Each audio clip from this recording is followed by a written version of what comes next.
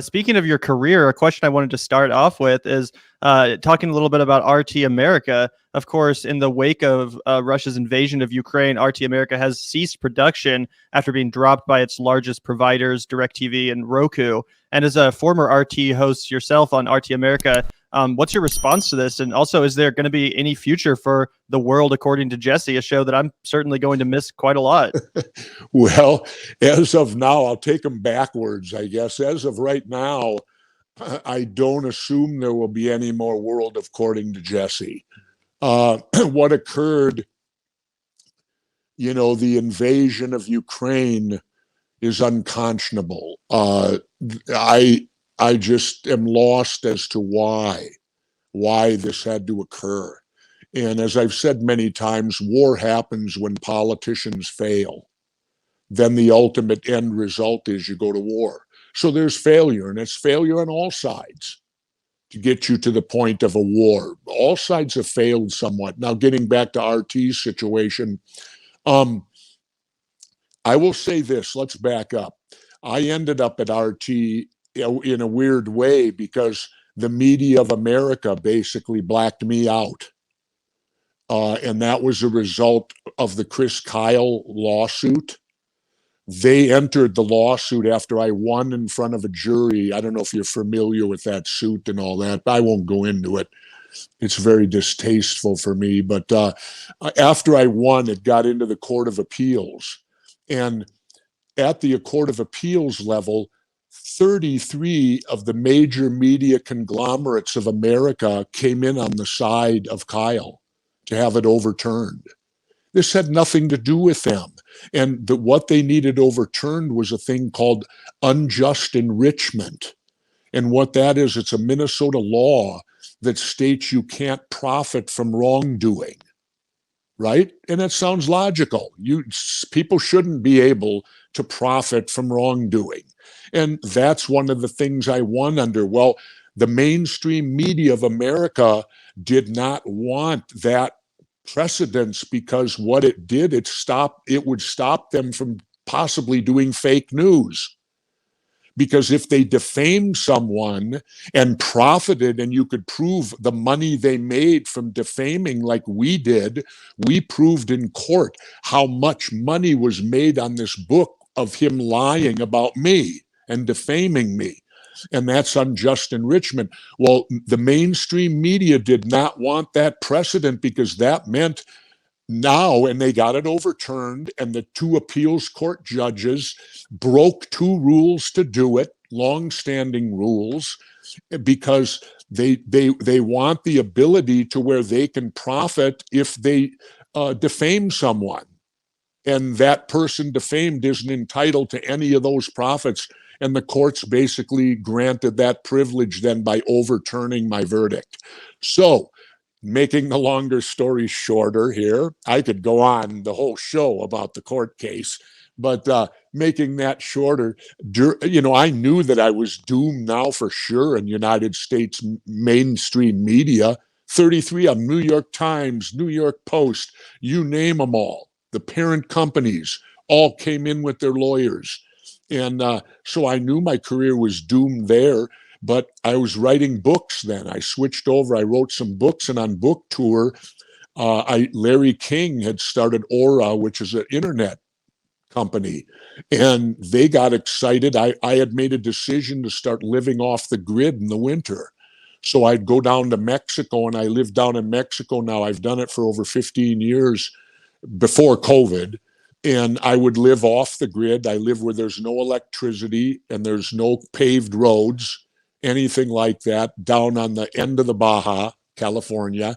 But through the internet, I was able to do a show on Larry's Aura called Off the Grid. So I started doing the internet show Off the Grid, and I'd come into town to do it. And they'd put me up at a hotel and I'd shoot the show and I'd get in a round or two of golf and then go back home. It was great.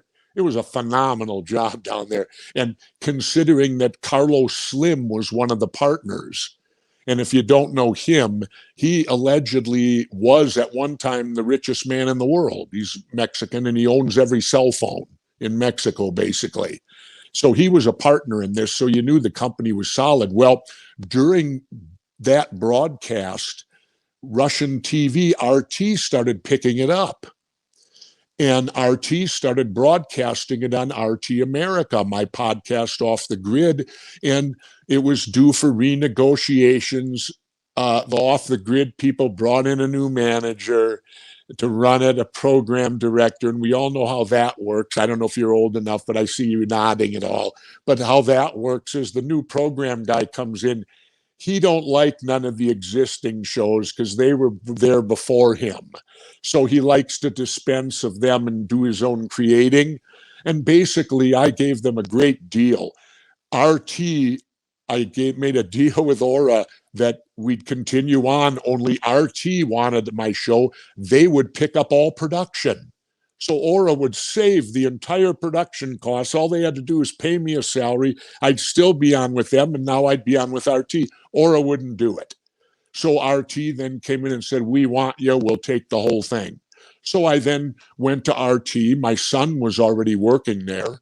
And that was about 4 years ago when this happened. And so, and it was phenomenal. I will tell you this, my RT gig personally, if I talk about the war breaking my heart personally, this is 2 times now that invasions have cost me a job.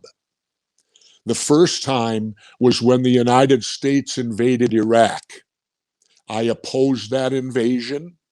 I felt as a Vietnam veteran, this was Vietnam all over again. What in the hell are we doing?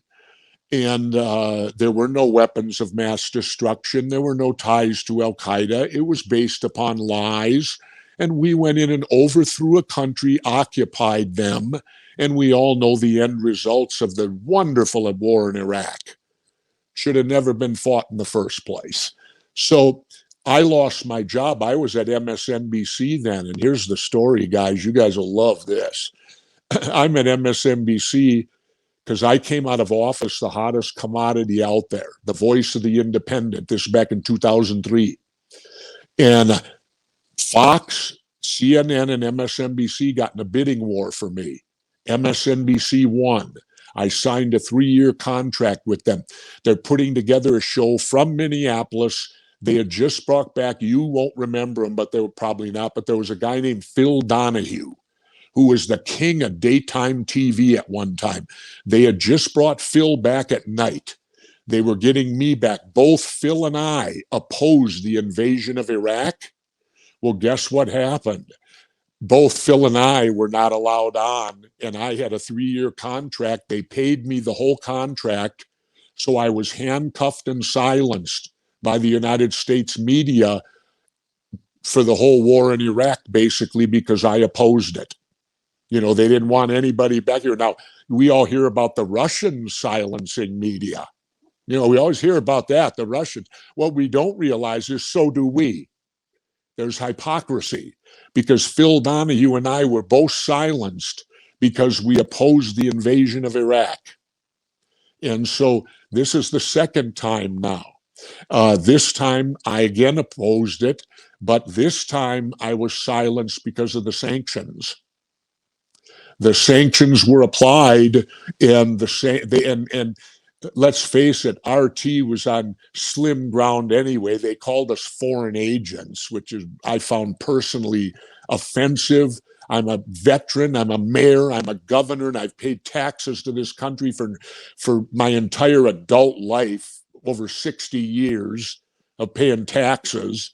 And they call me a foreign agent, or that I'm part of a foreign agency here. Bull crap. And now I'll get to RT. Before I took the RT job, they flew me and my wife to Moscow for the 10-year anniversary of RT. And I met Gorbachev that night. He was a feeble old man, but you could tell by the birthmark on his head that it was him. And Putin was the keynote speaker. And at the end of the night, Putin came to me across the room where I was at, walked over to me, held his hand out, said, "Thank you, Governor." I said, "You're welcome, Mr. President." He said, "I want you to know that you have total control of your show and there will be no interference in it." And I said, "Well, thank you," because basically I was going to say, if that ain't the case, I won't do it, because I don't operate that way. And so I can only say this: the man I met that night seems a far cry from the one I'm seeing in the results of the one now. I don't know what happened between then and now, whether he always was, whether he's a con man to begin with, I don't know. But that aside, he was a man of his word with me, because on RT, nobody ever censored me, or no, to my knowledge, and nobody ever told me what I could or could not talk about for the entire time that I was there. But now it's best that I was taken off, because the last show I did, I said blatantly I was against the invasion. It had to stop and end the bloodshed now of this war. And apparently that would get me 15 years in Russian prison now, by what they're telling me. That if you even utter those words, you can go to jail over there. That's what I'm hearing. Now, I don't know that for a fact. I'm not there. I certainly don't want to be there, because with my big mouth, I'd utter the words and end up in the slammer, probably. But my belief now is the true way out of this war somehow is using the internet and any possible means necessary to get to the Russian people. Because truthfully, down deep, I know the Russian people don't want this. They do not. I was there that weekend. My God, I went all over, walking on my own at night, all over the place in Moscow. I had on a fringe jacket and a Jimi Hendrix t-shirt. And the Russian young people went nuts. Probably, I don't know if they recognized me from Predator. I don't know. Maybe not. But the it's a big Jimi Hendrix gourd. It's the one I think I've seen some of those pictures of you in that outfit. My inauguration ball. Yeah, it's great. I wore it to my inauguration ball when I was, when you're inaugurated, when I got inaugurated governor, they always have those balls, you got to dress up with a tuxedo and listen to Glenn Miller music. I don't know if you guys are familiar with that big band stuff. And when I won, I thought, I don't listen to this. I listen to rock and roll. Why would I have an inaugural ball with Glenn Miller music my mom and dad listened to? No offense to them. And, I'm from Led Zeppelin. That's my era of time, Robert Plant and Jimmy Page, and going before that, Robert Johnson, the great black blues guitarist who sold his soul allegedly to rock and roll, and all that. And so what we had a rock and roll. I mean, we had Kid Johnny Lang, who's from Minnesota. I don't know if you've heard him play, but he can play the blues. You swear he's a 50-year-old black man, and he was a 16-year-old white kid from Minneapolis, or originally Fargo, North Dakota. And we had Warren Zevon, the late, great Warren Zevon was there that night. We had America there, of course, because they did Ventura Highway and A Horse with No Name for my wife. And Delbert McClinton. We had David Perner from Soul Asylum. We couldn't get Prince, because Prince wanted the control of the show. And I had to put my foot down and say, Prince, you ain't the governor I am. You don't get control. So so we didn't get Prince, but, he might have been there in spirit. I don't know. But anyway, though, no, I had a rock and roll inaugural, and I always remember the young people that made it to Rolling Stone. And I remember a quote from a young person said, "We finally got a governor that knows how to party."